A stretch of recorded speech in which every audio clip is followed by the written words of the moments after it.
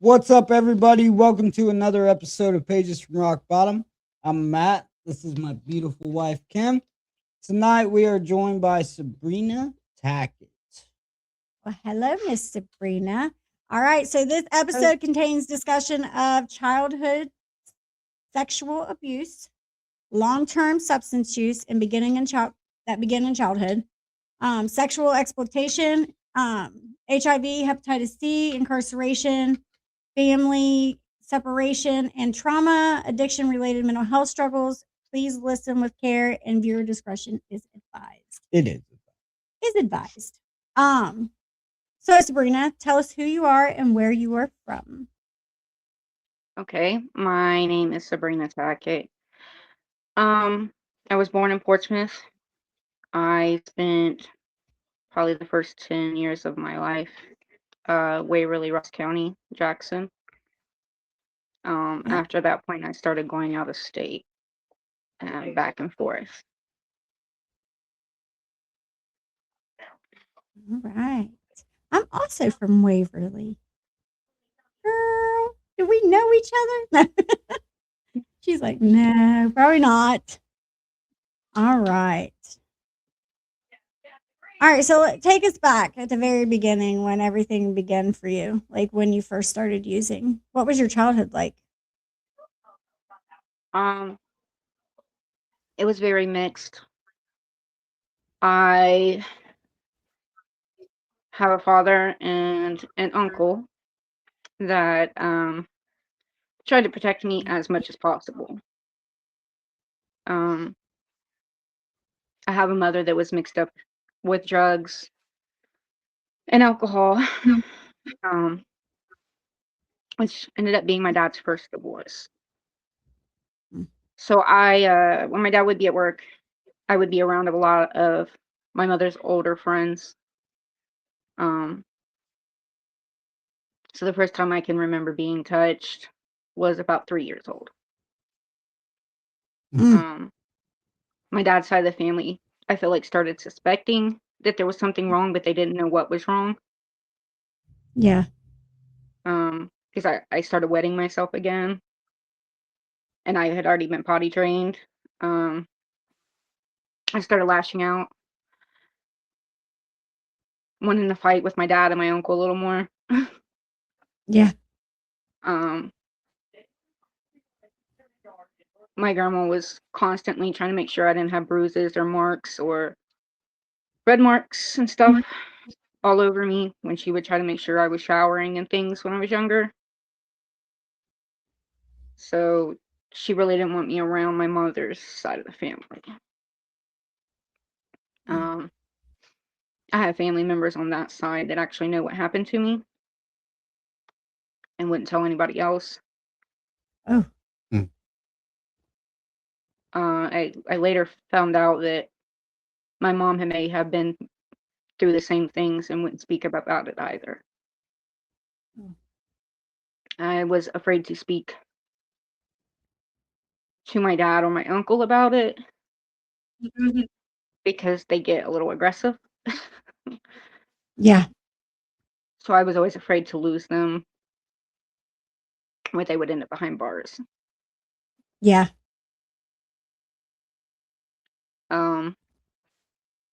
About the age of 11 or 12, it seemed like my little sister was going to be put in that same situation. So my mom took me out of town without my dad's permission, and quite frankly, without my baby sister's permission either. And she was my baby sister at that time, but she is not my baby sister now. I have more siblings on my mother's side. And my sister was left with someone in a bedroom, and I traded places with her. So she was able to return back to her father safe. So I ended up in that situation, I guess I had between 11 and 12. And from that point on, things just went all downhill. I was being forced out of my mom's and my stepfather's home to go with my stepfather's friends. And I don't think that he was aware of what was happening, but my mother was aware. Yeah. My mother always tried to put me in situations, adult situations with her and other men behind my stepfather's back. They have also divorced. Yeah. So at those points, I obviously started doing drugs with my abusers. Yeah. To numb I was the yourself. babysitter that never needed to be a babysitter. Yeah. I eventually got to a point that I felt like I did not want to go through our own town and look at some of these people. So I ran as far as I could.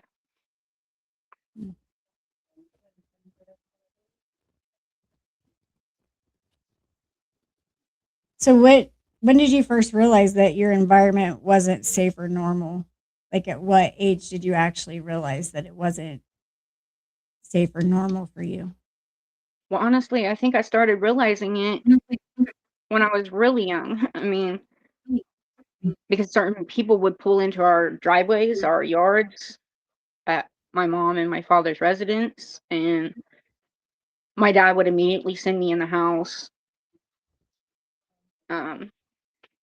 So I didn't realize it at that time because I was so young that my dad was trying to protect me from everybody that my mom was hanging with.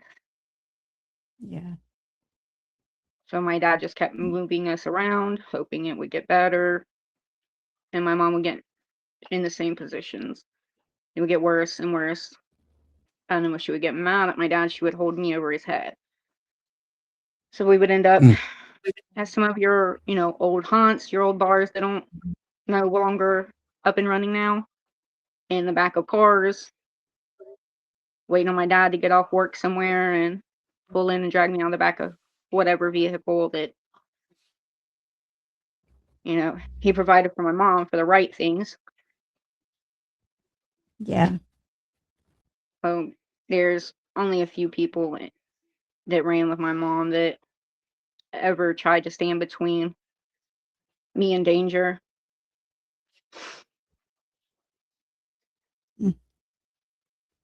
So how did trauma shape how you saw yourself growing up? I felt like no matter what it was, somebody was going to take something from me. Yeah. Instead of getting beat up or hurt or left in somebody's, yard, woods, alley, I would rather not fight with you. Yeah. I'd rather give you whatever you're asking for.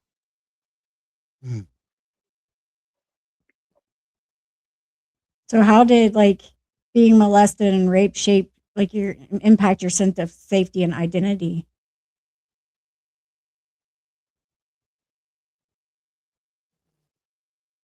Cold-hearted? I was cold-hearted. I didn't Mm. I cared about people, but I could easily walk away from them. It didn't bother me. I didn't shed a tear. Mm. It At came what it point did it was you really hard start for me to sorry. attach to anything. Yeah. I'd imagine. I was molested when I was younger. And I've been raped as an adult, but you know, um, but never at that extent of it. But I know what it does to you mentally. So you feel dirty most of your life. You feel like nobody ever loves you. So you give people what you feel they want, just so you can have some sense of connection with someone. Yeah, Yeah. been there. For Definitely me, been there. I did not want anybody providing anything for me because I felt like it was something that they're gonna want something in return or something to throw in my face. Mm. Yeah. So, I started venturing out, prostitution, the whole 9 yards. At what I've age been did the placed in the hospital. prostitution start? 13, fully. Did you say 13? He was like 13, yeah. And you was already what, full blown into using drugs by this time? Yeah, I was, but I kept trying to run from the drug use. I would leave and go out of state just so I wouldn't have a drug dealer near me. Mm. It's like I kept trying to sober up, but I couldn't come to terms with what I had already been through and what I was going through. So you would go back to using? Yeah. Yeah. It became hard to use myself like that. And it always seemed like when it came down to just me, myself alone, and not having another female or somebody with me, is when I would rather get high because it was just hard. It was like, we're not depending on each other now. And I feel like I'm just hiding because I know I had family back home that I could have spoke up to, but I couldn't bring myself to do it. So why do you feel like it was so hard for you to talk to your family members about what was happening to you? Um, some of my family members are spiritual. Some of them threw it in my face when I was really young that I was going to turn out to be like my mother's side of the family. Mm. And like I said, I was closer more to my dad's brother and my dad than anybody. And those are the men that would have ended up in a jail cell. So Yeah. now I'm a little older and they've got kids and grandkids. It's a little easier for me to speak up because I know they're not so willing to be put in those jail cells now. Yeah. Yeah. At what point did you start emotionally disconnecting or shutting down?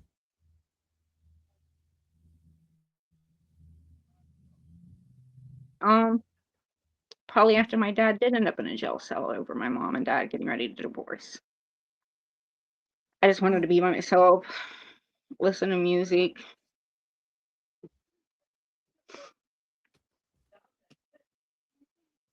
Everybody already knew there was something wrong, but they didn't know what was wrong. And with my dad Yeah. going through a divorce and everything, I just didn't want to say anything. I didn't want to put no more emotions on him. My grandmother was already aggravated that she's got a granddaughter to take care of and a grown son. Yeah.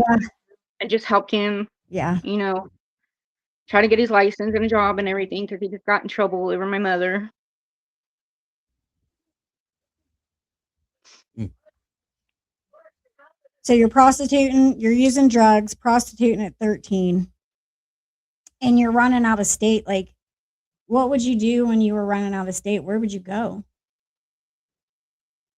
I first started going to Georgia. Um,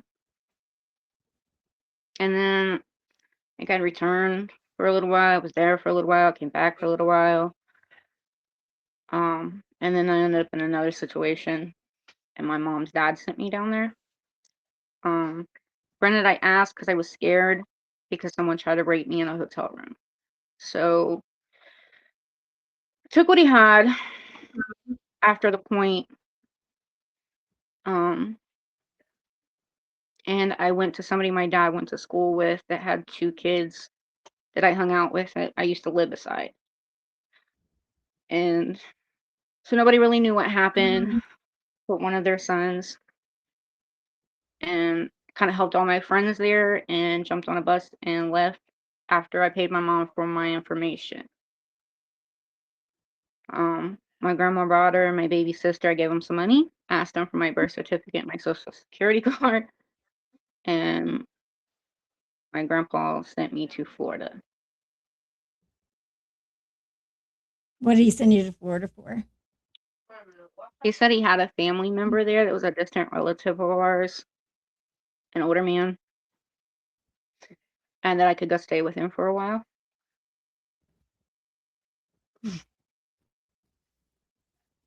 Were you still using drugs at this time? Actually, I wasn't using drugs at all. And they sent I you down to spent a Florida? lot more time with, like I said, my old neighbor and somebody my dad went to school with, so they didn't really condone drug use. So, they helped me out a lot. I stay there at night, run around the city during the day, hang with their son. So she fed me, she made sure I was Mhm. okay, and I went there to say goodbye, and I was gone. Mm. It sounds like you have a lot, right? And we've barely even touched the surface. Like, Yeah, it's yeah, like I said, I'm yeah, 35, and I've been doing this since I was about 10 or 11. yeah. So did it feel like escape, survival, or something else entirely for you? I kept trying to escape reality. That was the whole reason I was getting high. I didn't want to sit here and open my mouth. I didn't want to speak up. But when I walked back It in would and I pain. realized that I have 2 kids that have a lot of questions, Yeah. then you just might have to get a little bit stronger and let them realize that it's not their fault. It's not exactly my fault, but this is my way of accepting responsibility for not even speaking up. Mm. Mm. When did the addiction stop feeling like a choice? Ooh. I think it stopped being a choice when I started getting sick. Um, had friends' moms putting needles in my arms at 15, 16 years old, trafficking everything you can think of. It it didn't become a choice then because it was just I was sick. After that point, I didn't care anymore. I just didn't want to be sick. Yeah. You get to that point there, you're not, even when you start coming down or you at a low supply, your mind is sitting there telling you, oh, you're going to withdraw, and you probably wouldn't even Yeah. withdraw at all. Yeah. Yeah. Because you But you got still to build up had, this because mentality that I says would you're do going to the be same okay. You're thing. going to get over it. Yeah. Yeah. I would do that exact same thing. I would still have dope and be like, man, I'm going to be sick if I don't find something else now because I was Yeah. too low. Yeah. I would do the same exact thing. Yeah. Your first sniffle, your first sneeze, you're distraught. Yeah. First little, hot, cold sweat, Yeah. you're like, oh shit. I knew it. Right. Yeah. Right. Yeah. Terrible. Man, thank you, Jesus. I never want to experience that ever again in life. And I hope that I never do. But they say never No, say I think never, but I think a big problem is even going into, a jail system, you're in there for 30 days and you're like, I still feel like I'm withdrawing. And you're Yeah. really not. You're just not used to having a regular body temperature. You're not used to yeah. what environment you're in. Not used to having You food in know, your belly. you got one terrible outfit to try to wear, so you don't know whether you're hot or cold anyway. So the jail system did not Yeah. help much either. No. And yeah, it's either hot or it's cold. There's no in between in there. And if you're in there in the No, summertime, it's hot. Extremely. Well, like no, when I really it did get into recovery, like the first time I got sick, like it was a full blown fucking trigger for me. Like Mm. automatically, my brain's like, I know how to fix this. You know Oh what I mean? yeah. Like, no, you really got the flu, bro. You know what I Yeah. mean? No. You were no Mm. sick. yeah. You know how the jail system is ridiculous. It's wintertime, you don't know if all the COs are gonna make it in there or not, and they still got the air Yeah. conditioner on. Summertime comes around, they're Yeah. ready to sweat you out, and they think that's gonna help. Yeah. That's not gonna help. They don't care. They're in here to kill us. Oh. So you've had major like separation from your children. How did that impact you emotionally? Well, uh that was the worst thing I ever went through. I made so many mistakes. I my oldest is probably the most emotional. Um because I had to sign him to my dad only side of the courtroom. And I'm just looking in my dad's eyes, and I'm trying to scream and cry that I want to do this because my dad never gave up on me. Mm. And I felt like I was giving up on my son. You know. So that was the most emotional thing I probably could ever say that I went through concerning my children. Mm. Uh, What has built like building your relationship back with them? What does that look like for you? my oldest is still a tough situation.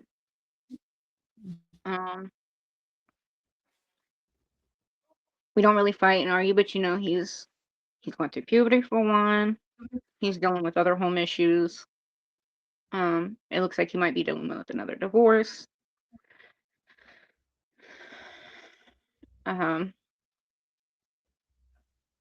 think my kid feels like he's torn in different pieces right now. Yeah. How old were you when you had your kids? 21 when I had my oldest. And you were you using? Did you use like during your pregnancy or anything like that? I did in the beginning with my oldest, but it was like very beginning before I knew. I ended up doing a couple pain pills, but I didn't really do much with him. I was on pills to make me eat. I didn't want to eat. So I did smoke weed. I don't even like to smoke weed to try to be able to eat with him, but it was just a little bit. I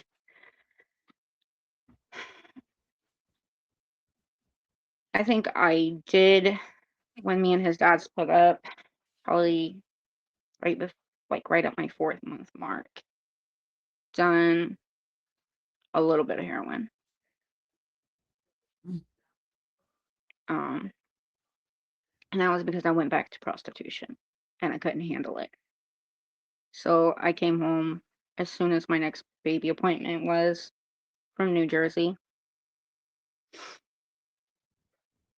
Got back on regular medications and I was okay.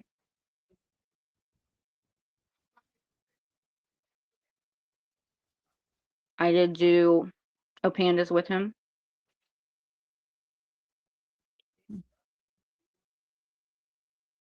So yeah, I did some pain pills and stuff with him. Were you with the baby's daddy at the time? With his dad? Yeah. Did you guys use together? Yes. Was it an abusive relationship? Like, was it a bad relationship? We got along pretty much. The only time we ever really got into it was the moment that I left and my grandpa took me to the Greyhound station and I went back on this same little cycle. We had gotten in one other fight right before or right as I found out I was pregnant. That it was a scuffle, but it caused bruises. But it wasn't nothing where we never threw fists with each other. So it wasn't a terrible relationship. So what made you leave it? He cheated on me while I was pregnant and my dad was taking care of me and my unborn son. And he called me a couple hours before my dad was supposed to be leaving work. And I was so upset. He was having sex with another female on the phone with me, and I lost my mucus plug within the first 20 minutes after that phone call. So I ended up going in and out of the hospital, and they kept saying it was stress. I don't miss none of that, man. God. What's a mucus plug? It's what holds your foot in. The baby's foot in. Like when your water breaks? Yeah. Oh, all right then. Yeah. It's imperative that she has it. Yeah. Or any girl has it when she's pregnant. Right, it was a little early. Definitely a way little early. Yeah, definitely. Because usually when that happens, you go into labor and It's you time. or you lose your baby. Like it happens. Um. So, what do you wish that your children understood about your past and your present? There was nothing that anyone could do. You know, some people, they start to look at it like a poor me situation, and that's not what it's for me, or for Yeah. anyone to try to blame the people I wouldn't reach out to that I knew I should have. You know, I just don't want my kids to feel like that I couldn't be here because they done something wrong or they weren't perfect. Mm. I think as a mother, we all think those same things. Like, do they think that I abandoned them, or do they think that they did something wrong? That's why I'm not there. Like, I still struggle with that. Almost 8 years later, not gonna lie. I think that it's not something that you get over. It's just something that you learn to cope with, because you know that as a parent that you should have been there for your children, but you weren't even able to be there for yourself. So how could you support, you know what I mean? Be there for somebody else. So I I always still struggle thought with that I that was too. going to cause them more damage. I Same. knew that I was They were messed better up. off. I knew I was damaged. I didn't know how to fix it. So I thought I was just going to damage them even further. And I knew that my dad had always been the only thing that I could look up to. So I prayed and hoped that my boys got that same strength out of my father. Mm. Mm-hmm. That guilt and shame kills us in that aspect, right? It does. That's guilt and shame led to fear for me, which kept me from even attempting to have a relationship with my daughter for 9 years. Yeah, because I had that same mindset. She's gonna be better off without me. And then I finally started to get my life together, and I was still scared. You know what I mean? Because I started having all those questions like, does she think I abandoned her? Like, what? I don't know what she knows about me. You know what I mean? Mm. And now we've had a pretty consistent relationship for 2 years, and I still have doubts and fears. You know what I mean? Same. Same. Yeah. I do too. My youngest is the verbal one. So he's the one who will remind me that he is not okay with anything that I've been, but he consistently seeks an attention, the same questions. Did you love me? Do you think this about me? Or, he just, and after this whole little over a year, every day, it gets to be frustrating that he is still asking me those questions. I told them both they got a right to be angry. They got a right to be upset, distant, the whole Yeah. 9 yards. Yeah, for sure. Their feelings are valid, just like ours are valid. It's difficult to maybe he's just scared.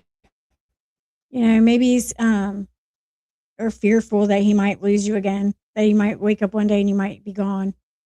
Oh yeah, for the first good 7 months, I couldn't even go to a doctor's appointment without him being aware of it before I left, being reassured that I would be home when I said I would be home. Yeah. I even went with my dad, and he's calling my dad's phone, making sure I'm in the vehicle because it took just a little bit longer than what he thought it was going to be.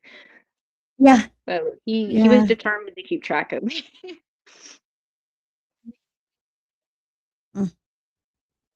Mm. So I want to ask you just openly, because I don't want to just like do you want to talk about your health diagnosis and your system, like the barriers and stuff that you have, or do you not want to speak on it? No, that's fine. It's completely fine. Um, Uh, so we were both it's the like, most ironic you're thing. going to speak. And Yeah, because you it's were the most going to ironic thing in the world for me. So this whole life of prostitution, I could have ended up with this status. I could have come up with this HIV Yeah. status long before, and I ended up in 2 relationships back to back. So the one wasn't I wasn't really attached to the person. Um, our belief systems do not exist together for some reason. Yeah. Had no desire to want anything different and had so much more. He was capable of doing so much more, but it didn't seem like he cared about a whole lot. Um, I had a chance to get back with my oldest son's dad, so I had to be honest with him and tell him that I found out that the man was HIV positive. Mm. So I ended up taking medications for this. I kept my baby's dad at a distance. I had testing and everything done. I ended up getting raped, taking more medications, and I ended up meeting another guy, and I ended up finding out while he's in jail that he is HIV positive. Mm. So shortly after he gets out, he takes me to go to a doctor's appointment with him, and I found out that I had HIV. So that is the What was that relationship that I moment got like? into that I did not want to Yeah. let go. Yeah. But I think the first time I really got to talk to my dad shortly before my kids' birthday. I wanted to tell my dad then, but I had just found out, and I knew that the man that I was with wasn't comfortable with him knowing. So I had sat down and wrote my son on his birthday and promised that if I could just have my kids in my life, I would give up everything. So that's exactly what I had to do. I had to drop everything, drop him. My dad and my kids even took me to go see him for his birthday. And he was strung out on more substances. So he just, stockpiled another round of drugs. And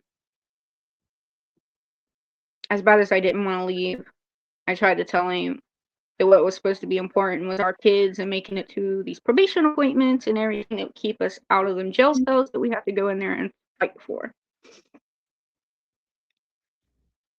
So I ended up having to walk out and ask my dad to come and get me. Mm. What was that moment I, like for you when you found out that you had HIV? I was numb. I stared in the eyes of the man, and I just hoped that we would have been together. Yeah. We were going Mm. through the most together. It's not a relationship I could ever get over, especially when I wake up every morning and I take medication, and every 3 months I have to go see a doctor. I can't even ride through Columbus right now without crying. Ugh. Mm. I can only imagine. So when did you find out you had Hep C? I found out at 16 or 17. Um, I found out at 16. I believe my gallbladder surgery was a few months later at 17 because I was trying to come off of drugs. And they said that was probably kind of what sent me into the pains and stuff. So I had a surgery. Yeah. And that's when I broke the news to my mother. So I found out my mom had Hep C when she was pregnant with my baby sister. So that would have been about 10 or 11. Um, but I wasn't even using needles when I found out I had Hep C. It was Yeah, I right in the think you can same get few it from months, throwing. Oh, you but definitely can. yeah, it was in the same few months. But I'm pretty sure I was diagnosed before I started using needles. Have you explored treatment for the Hep C? Kinda. I have asked about it. I have went to an appointment for it, and they have set these appointments a little farther out. So I have to attend OSU IDC for it. So they're going to be So, addressing some more issues then. okay. I was going to say, I can give you a number for Central Outreach that will come straight to your house, test you at your house, and then send your medication right to your doorstep. Okay, so for the HIV, I deal with Equitage. And No, I'm talking about for the Hep Equitage, C. yes, they actually, apparently, I have learned that they will deal with the Hep C. They will also deal with the Hep C. So I don't know if you have to be a patient beforehand for another reason. So I don't know the particulars of that, but I do know that they do help with the medications for Hep C. We got one in Okay. Portsmouth, Okay. Cincinnati, and a few there in Columbus that I know of. Well, good. If you ever need information for Central Outreach, I'm telling you right now, they are awesome. Yeah. They come right to your house. They test you right at your house. They send your medication right to your door as soon as your test results come back. And I mean, in sync. All 3 months of it, I know because I had Hep C and I talk about it openly, and I didn't find out that, it was active until well after me and him were married and together. And I just kept feeling off and sick and just not like Moody. moody, and just Yeah. everything about me was just off. So, I went to the doctor and she was like, "Hey, your Hep C is active." So I reached out to Central Outreach and they come straight to my house. And shout out to Melissa, she's pretty awesome. Yeah. Got me a Duck Hep C shirt. Yeah, Yeah. Got a little rubber ducky on it. yeah, and but if you want the number for Central Outreach, she will. All you got to do is text her, say, "Hey, that yeah." She'll come right to your house, get your information, come right to your house, draw your blood, get your information, and then send your medication right to your house. You don't even have to go to a doctor's office for it. It's pretty awesome. Pretty That's awesome awesome. program, guys. Just letting you know. So you had mentioned being denied or delayed care. What was navigating your healthcare system? What has navigating the healthcare system been like for you? Oh man, this has been a nightmare. This has been a total nightmare. So now I have been told that there are people utilizing my information. So this is not the easiest thing you have ever came by, because it seems like nobody over Job and Family Services want to help you Yeah, out. They just want to, give you 10 minutes worth of other languages or something. I don't know. I'm trying here. So that's my new challenge right now. Um, because with obviously it is a big deal. They're asking me to do police reports and everything. And it's such a mixed emotion when you have been an inmate. You don't want to do this. yeah, And half of it feels like you're, that you may have messed up somewhere, having your information somewhere it wasn't supposed to be. But then if you have a family member like mine, yeah. at the end of the day, you're not sure whether that is the family member who still wants to ruin your whole life. I would feel uneasy. Yeah. I would probably feel like he right now. I'd feel like I was living a nightmare and probably feel like, why me? But you're doing what you're supposed to be doing right now. Just keep going in the right direction with it. You know what I mean? And it'll work itself out. It will. It will. So navigating recovery it has all its own challenges in itself. What is it? Yeah.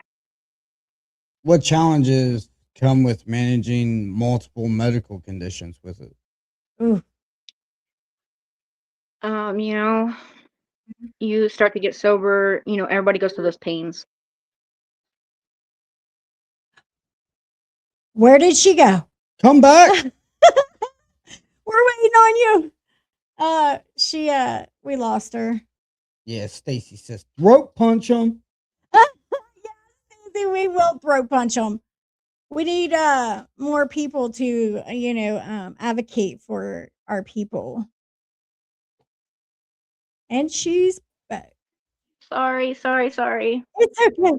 It's okay. We waited on you. My bad. Okay. So the recovery part of it, you know, you start to get clean. And, you know, everybody has those aches, those pains, everything that they've been masking starts to come out. You know, Oh yeah. your, you know, your toenail being affected is now a new problem. Yeah. One thing after another. Yeah. Your gray So, hair showing and it hurts. right, anything going on is a Yes. whole issue. You Yes. start to realize, like, wow, okay. But at the end of the day, it's like you had to give yourself some time uh, Yeah. to find out what your actual consistent pains are, not what your mind is telling you is supposed to be a new pain. Then, you know, the Yeah. new pain sends you to the Suboxone clinic or over to the methadone clinic or your local ER. Um, so I had to actually start getting to this point where I'm like, okay, you know what? Normally I take like 4 Tylenol. I'm gonna take 2, and then I get done. I'm gonna take 1, and let's break it in half. So I Yeah. literally just started breaking everything in half. Just it helped. It worked. It let me know that when I got to go have all these dental procedures and all this stuff, I am going to be able to push through a lot more without the narcotics. Yeah. So I actually gave that some time also because I had to have a dental procedure done. My jaw was broken 3 places. um, anything. I started eating this Advil PM just because I wanted to sleep my misery away. Yes. And after one visit with the ex, I decided I don't want that anymore. I just got to a point I didn't want anything else. I Yeah. don't want a melatonin unless I absolutely need one. I'm trying to get my kid to give him 30 minutes to try to just lay down, be quiet. You know, I'm trying to cut it Yeah. all out. I don't know why. Navigating the recovery part of it is really hard when you still have to look in the eyes of it every day. Yes. When you're watching something that you were unwilling to sit and do right there with your kids in front of your kids on a daily basis. Because I feel like that does a lot more a lot more mental damage than just not being there. I know that, you know, a lot of people are going to look at that like, how could you even say that? Why would you even say that you don't want to be there? But at the end of the day, it wasn't I didn't want to be there. I felt like it was the best thing for me not to be there, like I said. But being there and damaging them on a daily basis gets to a point that they're going to feel like that they can never trust it. Oh, yes. Yeah. Being gone and just being able to be here and admit to them that this is the reason I was gone because I don't want to sit here and do this to you. Yeah. I hope it's a little bit easier for them to accept the fact that they don't exactly have to look at me and realize that I was sitting here getting high and watching them and their possessions, you know, Yeah. become a terroristic thing for them.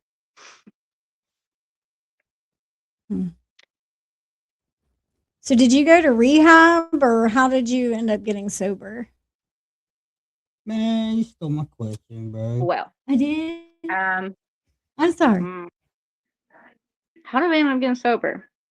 One person, which is the person I was speaking about, relationship I did not want to let go, look at me when we first met and said, I wish you wouldn't shoot up for hurting me.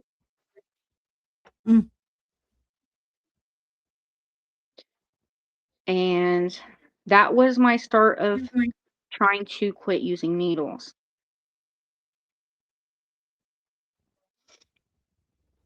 Of course, that took quite a while. Yeah. But it was, like I said, my start. It was my start. It was just the process. Weirdly, he was the person that I didn't want to hurt like that. Mm.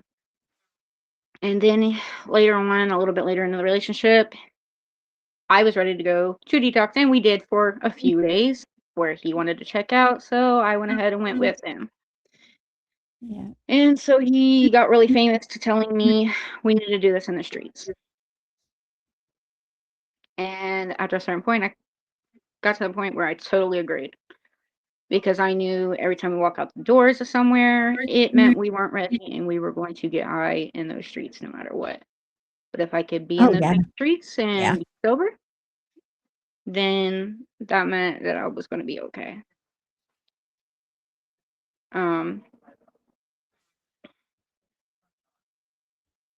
I had one person look at me right at the end of this and ask me if I would get off of fentanyl for a substantial amount of money.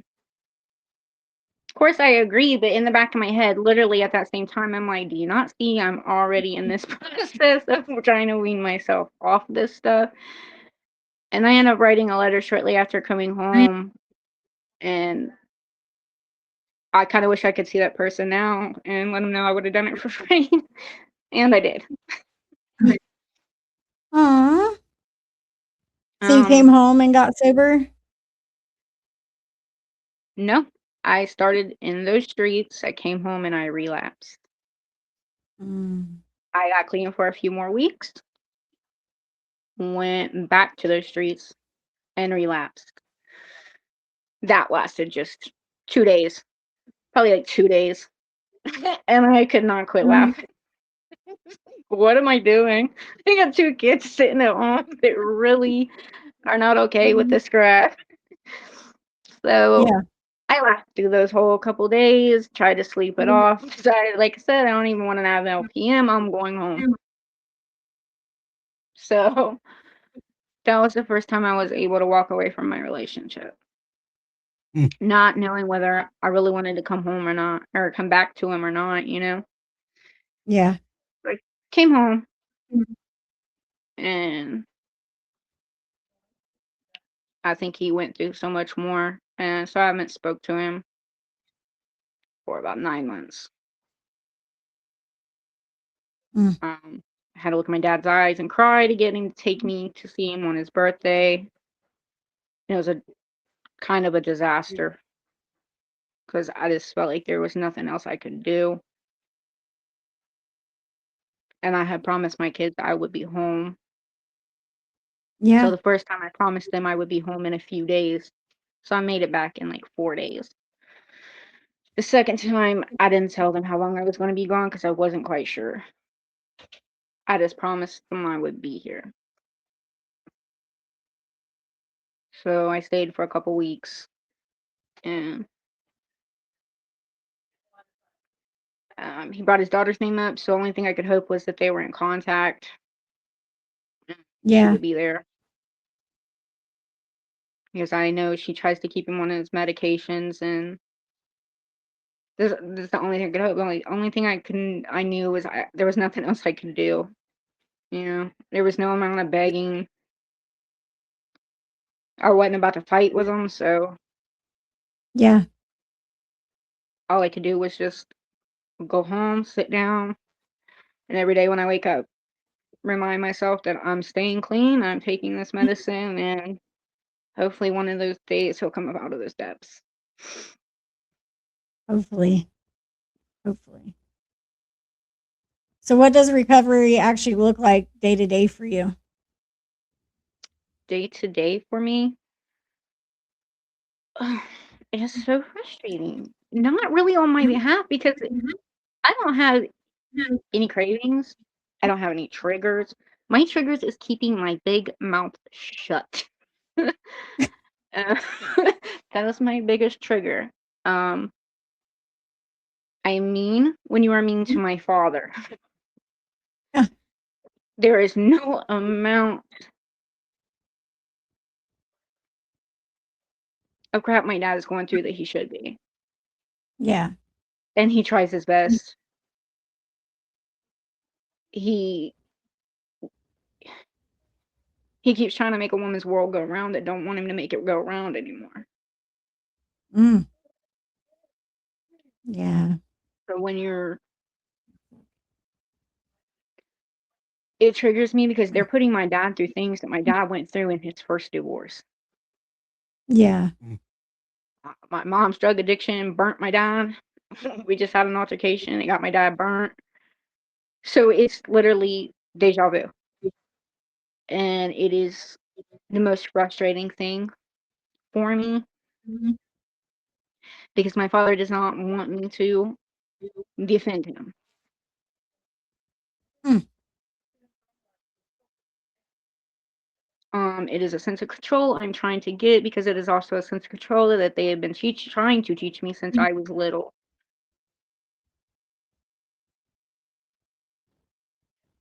Hmm. That would be hard. It would be hard for me to not be able to, you know what I mean? If my mom was alive, say, don't defend me. I would be like, it would be really hard for me not to. Um, Yet it is extremely hard for me. It is okay. very hard for me because it's not only you're attacking my father, you are attacking my kids. You know, Yeah. you might be physically attacking my father, but at the end of the day, you are messing with everything going on in my kids' brain. I'm that kid that would go to school and take things out on every child who did not deserve me being angry at them. Yeah. And so everything that I went through, and I'm sitting here seeing those same things replay in my mind. I know that it's a possibility that my kids are going to feel the same way. Yeah. I know More that than there's like, a possibility that there's going to be a day that my kid's not going to be so sweet. He's going to be angry. yeah. Oh, yeah. Yeah. And that's probably already building. You know what I mean? Yeah, I Anger. mean, it's like they sometimes they withdraw, they take things out on each other. They, do that rebellion.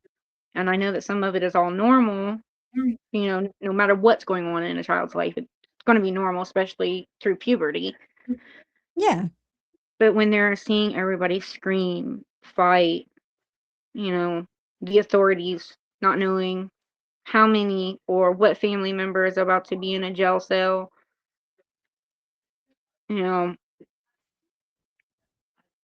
they know they have me who has been in and out of jail cells my whole life. I've been doing this Yeah. since I was 10, 11 years old, and in and out of concrete and bars. And Mm. I don't want to see my kid go there. Yeah. Yeah. I worry about that every day, man. Like I do. Worry about that all the time with my children. Like, are they going to be like me? Are they going to, are they going to follow my footsteps? Or, I see every bit of me and my daughter, and that scares the crap out of me. But I get that. So, um, the only thing you can continue to do is stay sober and try to lead by example for them and show them that you can do right, even though on your worst days, right? I still have anger issues every day, every day. But I try hopefully, to do music. I listen to music when I'm upset or angry, so I can try to keep my mouth under control. Yeah. Sorry, it's a Yeah. different word. Yeah. Um, I get it. the quickest, easiest thing to kind of dissipate the anger is to walk out here and get a kiss from an inmate. So my kiss from the inmate, to explain, is my kid's is Rottweiler. So I Aw. go out there and I just see her in this miserable cage, and I'm like, okay, don't be so angry before you end up in bars. Yeah. You give yourself a reminder. Yeah. Love it. Yeah. So I let her out, let her get some exercise, and try to clean her area up for her. Yeah. And, give her a snack or something. Just to remind Yeah. myself, I don't want to be stuck in there like her. Yeah. I don't. But that's Yeah. the easiest way to get rid of my anger. There you go.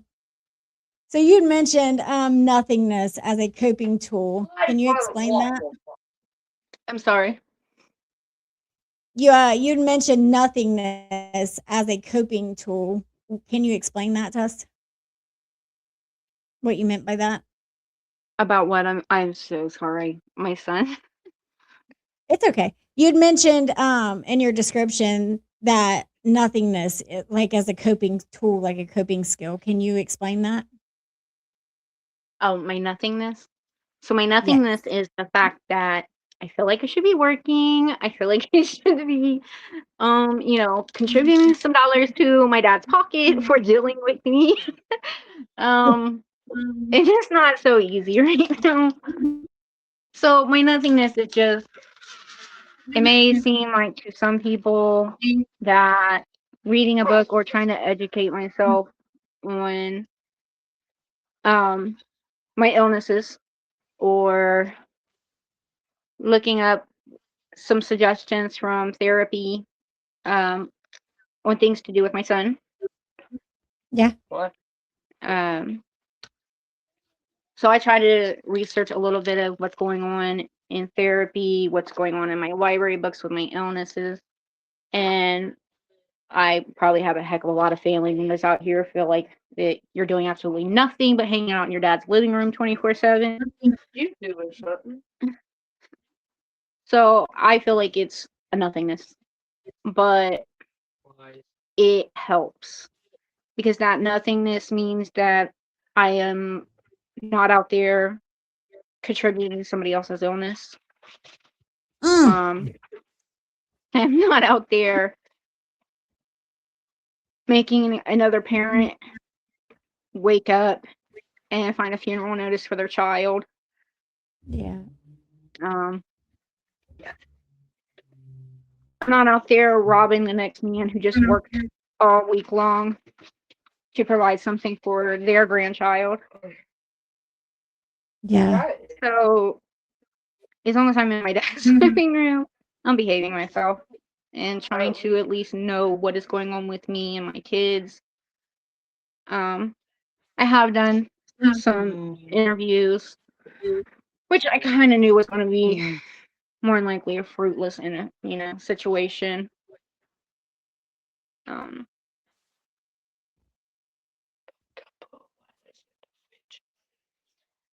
Maybe so look that's at what I your call. nothingness as, Yeah, progress, yes, that's what I because call that's my what you're making nothingness, right now. because people are going to look at it like nothingness, but it is something that is helping us, whether it's Yeah. more positive music or it is cleaning up a mess that we didn't make.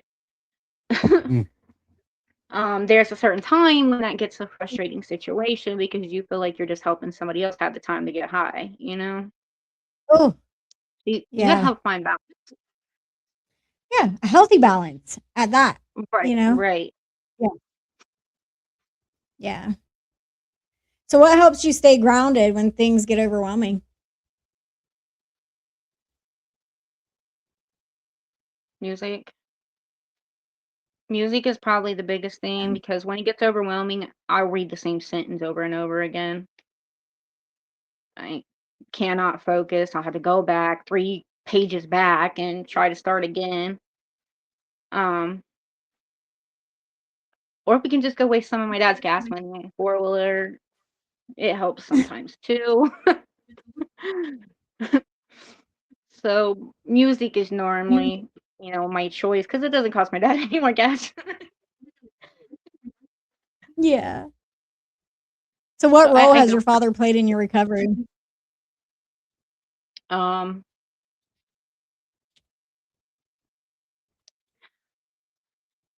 my dad's that rock,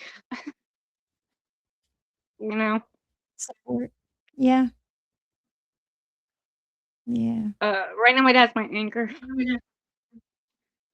Mm, Um he faces a lot of conflict over me being home. yeah. It's a lot of the reason I left his home in the first place.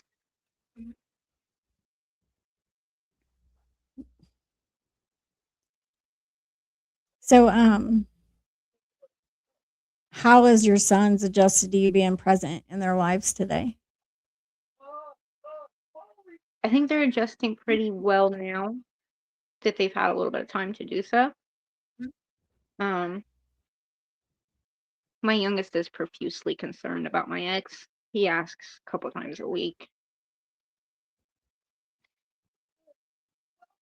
If he's okay, how he's doing? Have I talked to him? They got to meet him on a jail call. So, Yeah. yeah, Remember them yeah. jail calls? Yeah, they got to meet on a jail call. So my youngest, held on to Easter candy for him and everything. Really wanted to Yeah. meet him. But he wasn't Aw. ready. Um, like I said, I haven't talked to him in 9 months, so and my youngest still won't So give you've been up. sober for He 9 months? reminds me. I can't do anything without him reminding me. And anytime I Yeah. try to talk to somebody else, he wants to pop his head around the corner and remind me that I'm talking to somebody that's not him. Yeah. Aw. Mm. What does rebuilding trust look like in your family right now? Um, Man, in my family, it's real difficult.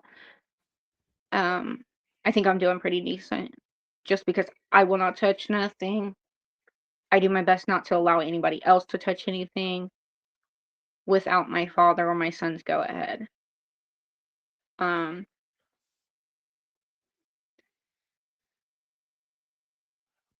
my dad has been able to express that he has issues with me on that, but he didn't seem angry with me any longer. He was just able to remind me that I made mistakes in his home. Mm. But my father's one of those people that kind of gives everybody a chance. But I'm the first one to go against those chances, so Mm. he's But it's tightening up getting on better? me. Yeah, Yeah. he's tightening up the ship over here, and nobody likes it. Yeah. Putting the anchors down. Oh yeah, The he's not. biggest It's the not biggest going thing that well. helped me biggest thing that helped me rebuild trust, especially with my parents, was just being consistent. Yeah. Because like I've said it time and time before, like I can't count the number of times I apologized to my mom. You know what I mean? But the last time I got sober, like I didn't apologize for anything. I let my actions show that things are going to be different. You know Yeah. what I mean? Yeah. Because words without actions are just that. They're meaningless. It's the truth. True that. True that. Um, I lost my place on my questions. It's fine. You said guilt can sometimes be a warning sign. Can you explain that? Okay, and right now, the guilt and warning signs. Wow. I think the guilt and warning signs over on this side is when someone starts to know that they have messed up and they want to dole out all the things that the other people aren't supposed to have, if that makes sense. Yeah, it does. Like you're doing It really drugs does. in a home with your children, so you want to feed them a bunch of yoo-hoos and Debbie cakes, Oh, yeah. and you want to clean their room for them instead of teaching them that they're teenagers that need to clean their own room. Yeah. You want to teach them that you don't care about your surroundings. And when someone comes in and steps in and does all those things that I could have already been doing, sorry, then you start to feel a little guilty that you've let everything happen. Yeah. Um, Yeah. So how do you fix it now? Like, what do you do when those warning signs start coming up?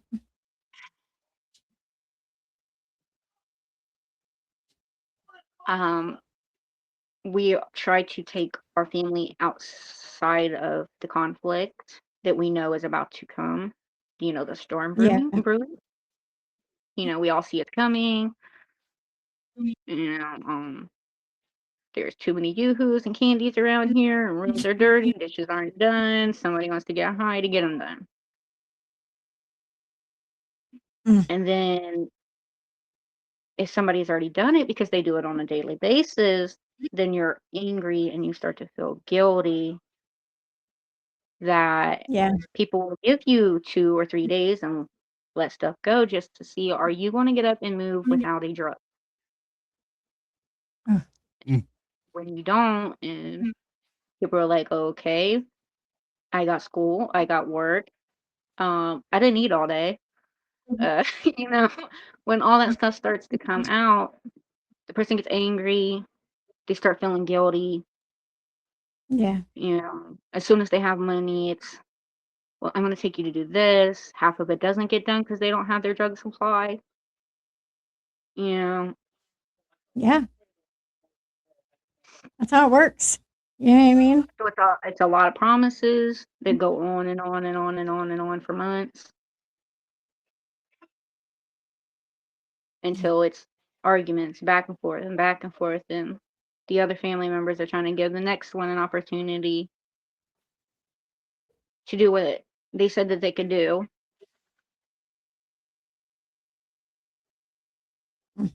Um, Guilt over here looks like a whole bunch of tears, and then it's, I'm moving, you can have this, you don't care, and they don't realize how long they've been caring, and Yeah. it seems like they're still not caring. So we have been through every little process in this little over a year. I can't imagine how the rest of my family was able to hold on this long.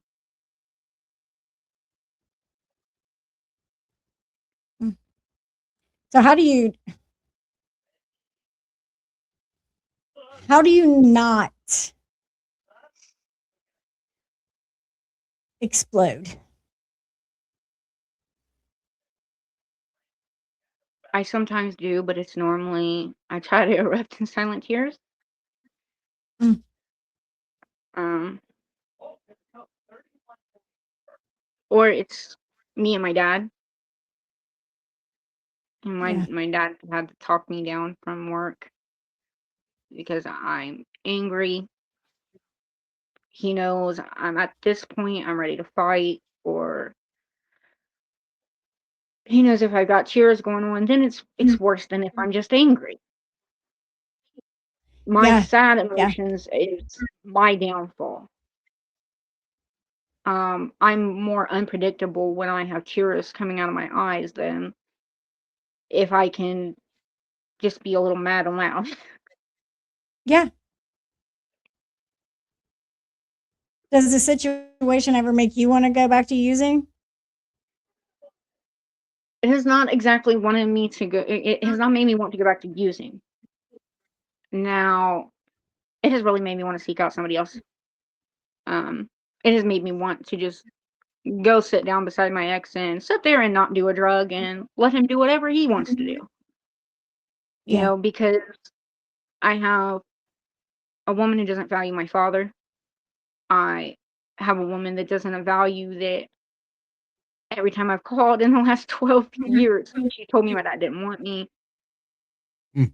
that my kids are just fine, that their every 3-month appointments that I've asked for them to have were taken care of. Mm.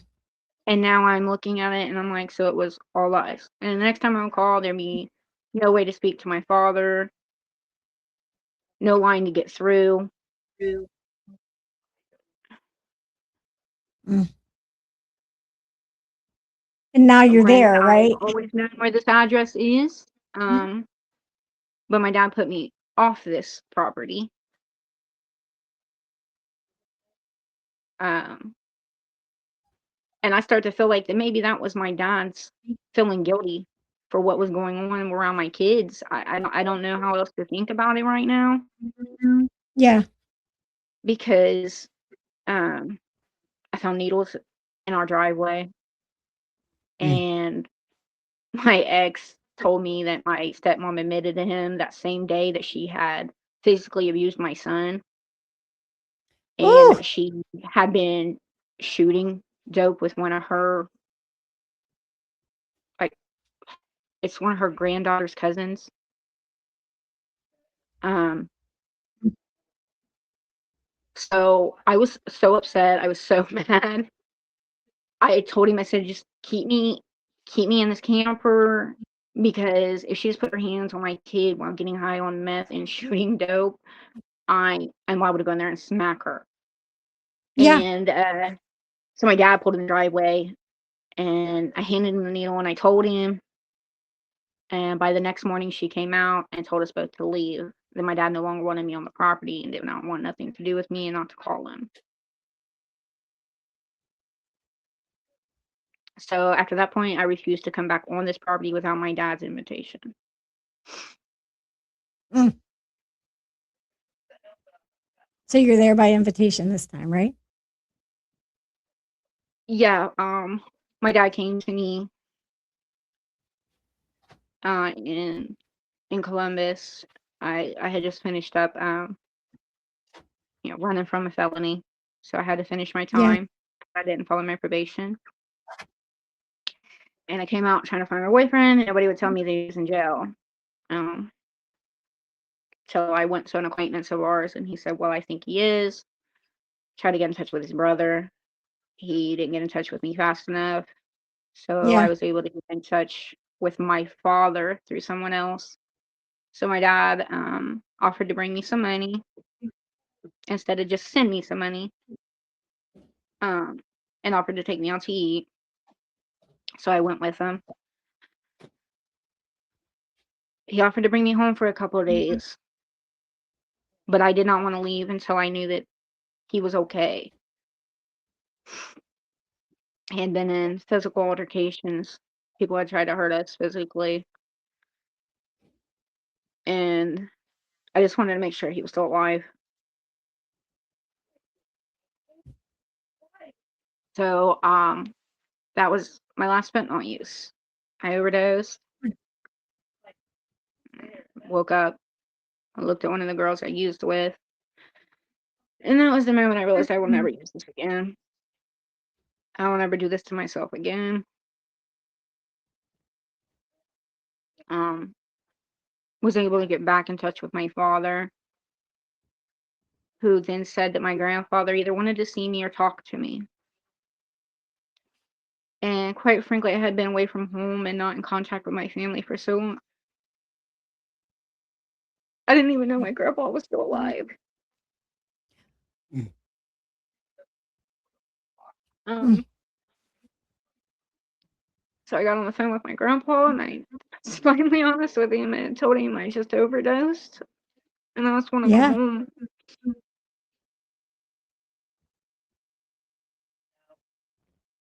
Yeah, I knew at that point that if my grandfather was asking to see me or at the least talk to me, that meant he really wanted to see me. So I was determined to get to him. Yeah. So I went and sought a little bit of help to make it to my dad's address without him having to come and get me one more time. Because I knew I probably upset him that he had offered to bring me home.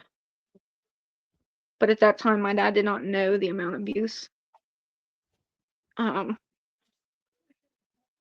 that the other man was going through, and why it was so Yeah. important for me to stay there until I knew he was incarcerated.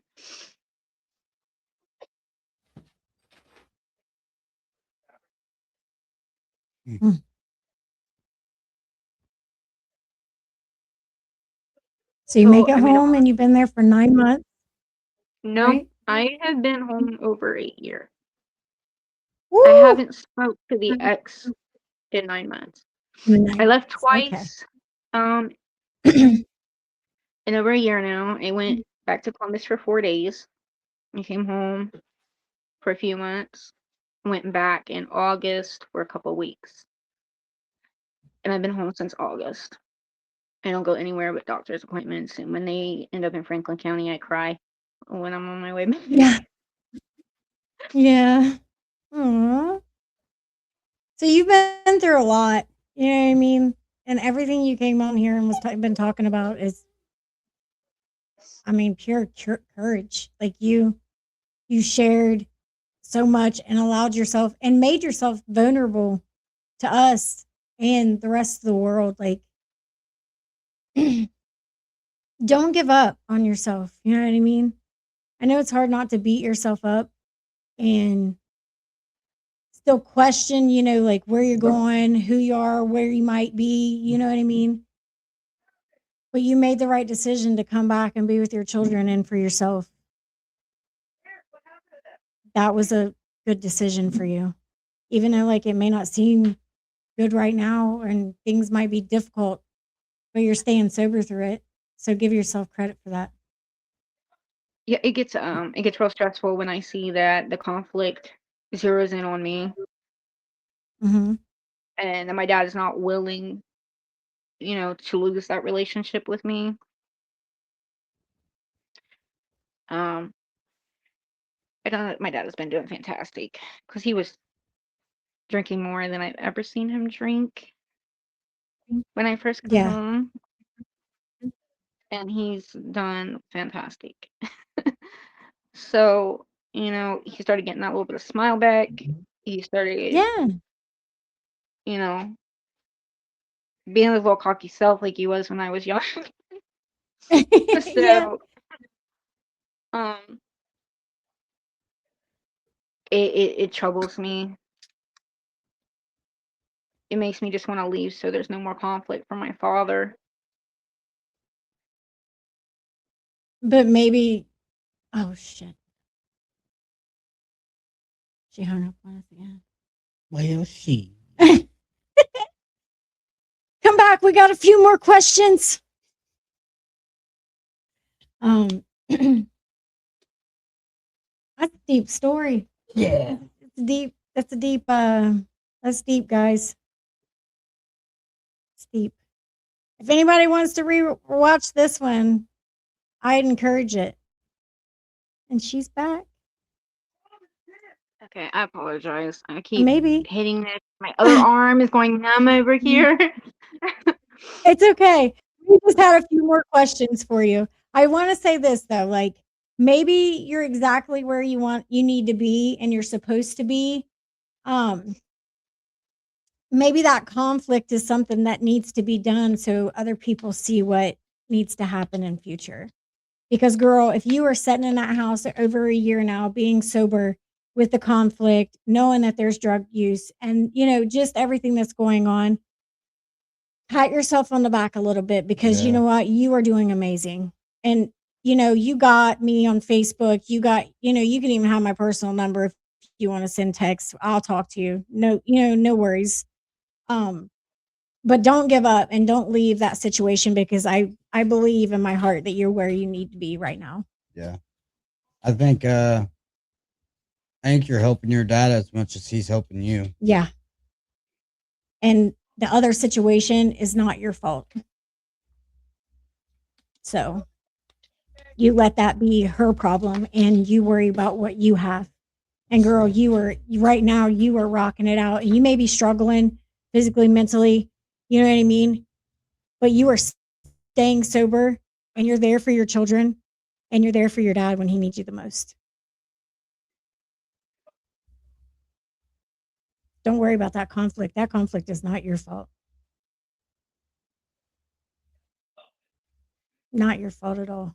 And if she wants to be mad, I mean, that's her damn fault. You know what I'm saying? That sounds like I her mean, problem. It's always been a threat, typical. though. You know, when right after Yeah. they married, it was the first threat that I thought was serious that I didn't feel like my dad needed to lose a relationship over. Yeah, Um, but it's typical addict behavior, right? We want to shift the blame or whatever towards somebody else so we don't have to look at ourselves. And, what I get from the situation, that's what she does with you. Sounds like a her problem. yeah, Yep. I can see that. Yeah. She was an addict also. Then, I mean, she has problems, so medications are validated, but the way she uses the medications is not validated. And obviously, Yeah. using medications that her doctor did not prescribe her, obviously, definitely is not. Right. So when my dad started realizing that her medications were running out a lot sooner than they were supposed to, it was the first things that it was. This was the first things that became a lie that caused Yeah. mine and my dad's relationship to be strained. Um, so when my dad was trying to figure out what the problem was between me and him, and I was ending up in foster care, and I would rather be in jail than at home. Uh, it finally landed, between me and my dad's wife, and that was the moment that she threatened to divorce my father, and they were just newly married. Um, and she said then if I didn't leave, that she was leaving and she was divorcing him. Bye, So Felicia. that was the moment, I put myself back in danger to go Yeah. find out what my new But sister was going to look like at that time. yeah. I think that you're right where I'm going to say it again. I think you're right where you need to be. Fuck yeah. Don't give up. Don't allow somebody else's misery be your reason or excuse to leave what is important to you. Because if somebody else is having issues, that's their problem. Because even though one person may not want you there, there's two others and your father that does. So I think that trumps one person. Stop thinking of it as like you're the problem and allow her to face her own problems on her own. And stop using you as an excuse to try to bully people into what she wants them to do. Manipulate. Yeah. So I appreciate it. Shit, you're we're welcome. rooting for you, girl. Rooting. We are more than rooting for you, girl. You know what I mean? You've done something that most people can't. You've pretty much gotten sober on your own, and you've done it for over a year. There is help out there if you need it, people to talk to if you need it. Like I said, we're right here. Like, just reach out. Like, we're right here. And don't give up. Don't give up. Don't run back out that door. You stay right there and next time somebody says something, be like, well, that just sounds like a you problem, and walk away and go let that dog get some exercise. Yeah. There you go. And keep doing you. And thank you so much for trusting us with your story. I knew it. I told you I was excited for you. Like, girl, you killed it. You I did. appreciate it. You're welcome. Yeah, like I I was said, excited but nervous. you came out of the nervousness and you did amazing. What would you say? One question before we do go. What would you say to someone still in active addiction right now who basically is having a hard time? What would you say to them about getting sober? What would you say to them? Man, I don't know. No When you look pressure. It's over fun. at somebody you consider a friend or somebody that you love, and you do one more drug, and you feel it. You feel it. You feel the unhappiness. You know, your smiles fade. That's Yeah. when you're ready. Until you're to that Yes. point, you're not going to, it's not going to register. It's not going to register until you're to that point that you're just miserable. It doesn't mean you're Yeah. miserable with that friend. It doesn't mean you're miserable with that partner. It means you are miserable taking one more hit. You Yeah. know, Miserable with yourself. doing Yep. one more shot, one more drink, you know, whatever it is. Or you have to go do one more thing to make sure that you have a drug or your partner has a drug. It's not worth it. It's really not It's worth not. it. It's not. You know, when I And was you able to just start laughing at the situation is when I realized it was kind of like laughing in the devil's face. Mm, Mm. mm, It's like sure. everything you thought you could break me with, you can't break me. Everything you thought you could break me with, you can't break me. That's a shirt, guys. That's all I'm gonna say. That's a shirt, guys. Might be a couple of them. Oh, well, thank you. And we're rooting for you over here with your family, with your children. Tell your children we said hi. And once again, thank you for, allowing yourself to be vulnerable enough to come on here and share your story. It was Yes, powerful. ma'am. Thank you. Thank you If you guys need very much. anything, reach out. You need anything, reach out. You like I said, Abs-fucking-lutely. yeah, just message me. We'll be messaging back. You know what I mean? All right, all right, all right. All And right, I'll I let your appreciate it. auntie Thank you know. very much. All right. Thank you. All right, you guys have a good evening. You You too. too. Bye. Bye. And you guys, you heard it here. Like that, she, from being, from a young child to from molestation to rape to prostitution to finding out that, you have HIV, Hep C, to just everything, the courage she had to go back home and get sober and be with her family and Yeah. the struggles that she's still going through. So, guys, y'all could reach out to her, show her some love. That would be much appreciated. So, before we go, once again, next Monday is Oh. Matt's birthday. Oh, yeah, it's my birthday. May And the 4th be with you. May the 4th be with him. Star Wars Day. Yeah. And we are not on Mondays anymore. Starting in May, it's only on Wednesdays. You're welcome, Sabrina. Thank you. If you need anything, Sabrina, reach out. I'm serious. Don't hesitate. I'll talk to you. You're not alone. You're not alone at all. And there's a bunch of people that I know, like, oh my God, Stephanie, all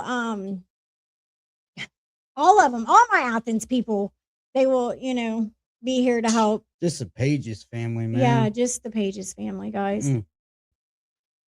But before we go, special guest next week. Everybody already knows who it is. Mr. Matthew Overly. And our special co-host is Stephanie Lee Jones. Miss Stephanie Lee Jones will be with us next Wednesday as Matt tells his story. And then everybody needs to guess who's going to go next. It's going to be different, man, being on the flip side of it. You add me, girl. Okay. He said it's going to be a little different being on the flip side of it. But guess what, guys? We're doing it. After Matt tells his story, I am next in line and I will be telling my story. Who will the special co-host be? Mystery. It's a mystery. It's a mystery. We don't know yet. We don't know. But join us Wednesday, guys, for the Matthew Overly episode. What's it called? My conduct. Woo! Yes, guys. Join us Wednesday. Yes. Join us Wednesday for a special episode with Stephanie and me interviewing Matt. Well, he's going to be giving his lead, but we're going to interview him at the end. It's gonna be a little both. You It's know going to be what I a mean? little both, but we got this. We going to do it. We going to do it. All right, guys, we will see you guys Wednesday. Don't forget, we're not on Mondays anymore, just Wednesdays. And we will see you guys with Matt's episode on Wednesday. Okay. Bye. He was so early. Okay, bye.